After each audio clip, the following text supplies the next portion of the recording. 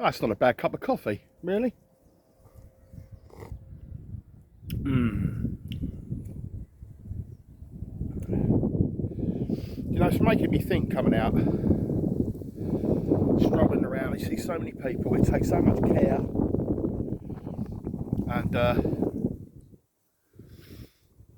leave no trace, goes without saying. But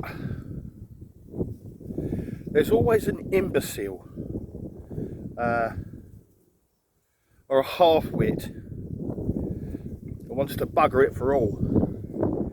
And it's normally a face nappy or that sort of rubbish that I see. But not today. Today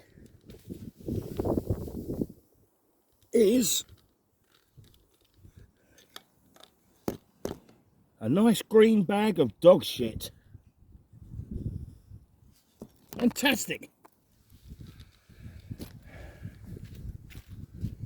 And they wonder why won't others stop our right to roam about and walk, stroll, enjoy the countryside.